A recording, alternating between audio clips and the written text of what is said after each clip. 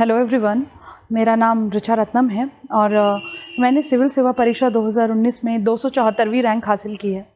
मैंने ये परीक्षा हिंदी माध्यम से दी थी और मेरा वैकल्पिक विषय इतिहास था।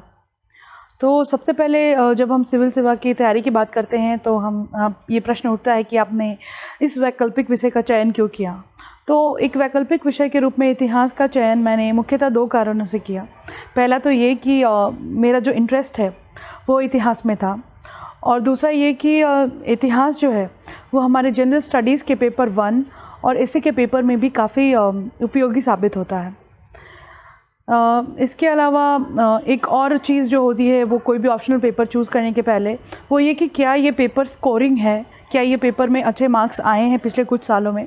तो मुझे ऐसा लगता है कि हिंदी माध्यम से भी विगत 5-6 वर्षों में इतिहास में 300 से अधिक नंबर जो हैं वो प्राप्त हुए हैं।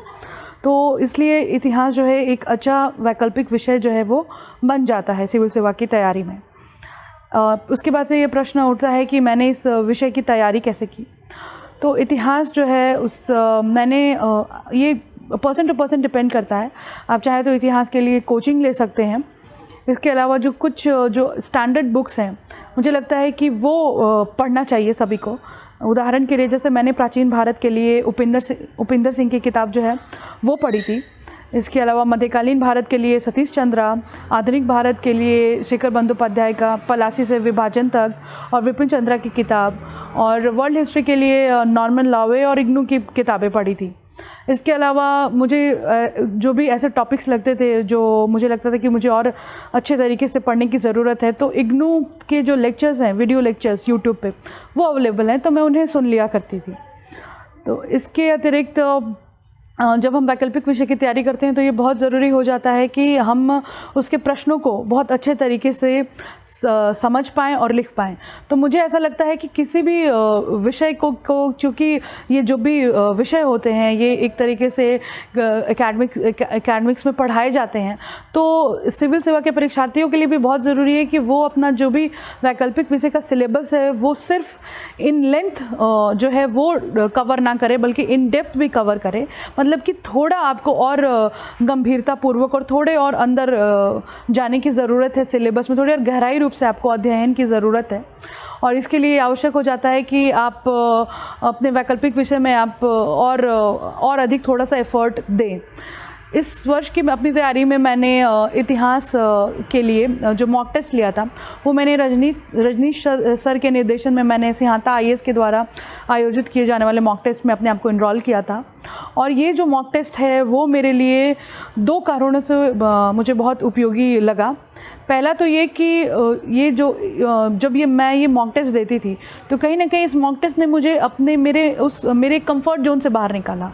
तो मैं उन टॉपिक्स के क्वेश्चंस को भी अच्छे तरीके से धीरे धीरे सॉल्व कर पाई जो टॉपिक्स मुझे लगता था कि मुझे बहुत अच्छे तरीके से नहीं आते। इसके अलावा जिस तरीके से टेस्ट हो जाने के बाद से जिस तरीके से रजनीश सर सभी क्वेश्चन पेपर को जिस तरह से जिस डिटेल में उसका डिस्कशन करते हैं वो बहुत हेल्पफुल साबित हुआ मेरे लिए। और उससे जो बहुत सारे ऐसे टॉपिक्स जो मुझे लगता था कि जिसके बारे में मुझे और थोड़ी जानकारी की ज़रूरत है तो वो कमी भी मेरी पूरी हुई। इसके अलावा मेरे पास चूँकि इस बार हिंदी माध्यम से जो है वो सिविल सेवा में चयन शायद कम हुआ है, तो मेरे पास बहुत से लोग ऐसे पूछ रहे हैं कि हिंदी माध्यम से जो हम ये परीक्षा की तैयारी कर रहे हैं उसमें जो चुनौतियां हैं वो चुनौतियां जो हैं वो हम उसे कैसे एड्रेस करें। तो देखिए, मेरा ये कहना होगा कि हिंदी माध्यम से जब हम इस परीक्षा की तैयारी कर रहे हैं तो मुझे ऐसा लगता है कि हाँ, हिंदी माध्यम में अंग्रेज़ी माध्यम की तुलना में जो क्वालिटी कंटेंट है उसकी कमी है। हालांकि कई कोचिंग संस्थान ऐसे हैं जो इस कमी को पूरा करने का प्रयास कर रहे हैं, या फिर मार्केट में भी कई बार हमें जैसे इंग्लिश न्यूज़पेपर है उनके आर्टिकल्स के हिंदी में अनुवाद वगैरह मिलते हैं, लेकिन मुझे लगता है कि ये बहुत काफ़ी नहीं है। तो ऐसे में मुझे ऐसा लगता है कि ज़रूरत है हमें कि हिंदी माध्यम से परीक्षार्थी होने के बावजूद हम जो है अपने आप को किसी भाषा में सीमित ना करें, और हमें अच्छा कंटेंट चाहे किसी भी भाषा में मिले, चाहे अंग्रेज़ी में ही मिले, तो हम उसे पढ़ें और उसे अपने आंसर्स में इनकॉर्पोरेट करें। दूसरी चीज़ मैं ये कहना चाहूँगी कि आवश्यक है कि हम इस परीक्षा की तैयारी को एक तरीके से अपनी जीवन शैली में उतारें, और जैसे कि परीक्षा में मैं ये सजेस्ट करूँगी हिंदी माध्यम के परीक्षार्थियों को कि उन्हें कुछ किताबें हैं जो उन्हें पढ़नी चाहिए। वो उन किताबों को पढ़ने से वो जो डिफरेंट टॉपिक्स हैं वो उनको एक अच्छे तरीके से मल्टी डायमेंशनल तरीके से उनकी जो समझ है वो विकसित करने में वो किताबें बहुत हेल्पफुल होती हैं। उदाहरण के लिए जैसे मैंने अमर्त्य सेन और जयंत रेज की किताब भारत एक विरोधाभास पढ़ी थी। इसके अलावा भी बहुत सी किताबें हैं, आप चाहें तो उनके हिंदी अनुवाद पढ़िए, या आप यदि कंफर्टेबल हो तो आप उनको इंग्लिश में ही पढ़िए, पर कुछ किताबें हैं जिसे हमें पढ़ना चाहिए।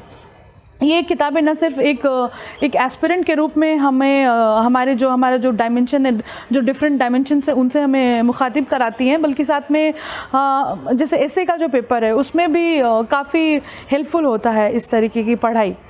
तो मैं ये कहना चाहूँगी कि हिंदी माध्यम के परीक्षार्थियों को कि वो अपने आप को सीमित ना करें, और साथ में हमें इस चैलेंज को एक्सेप्ट करते हुए अपनी तैयारी में इसे इनकॉर्पोरेट करना है, और अपने लिए गुणवत्तापूर्ण कंटेंट जो है उसकी पढ़ाई करनी है, और अपने कंफर्ट जोन से हमें बाहर निकलना होगा, और इस प्रकार से हमें इस परीक्षा को लेना होगा। धन्यवाद।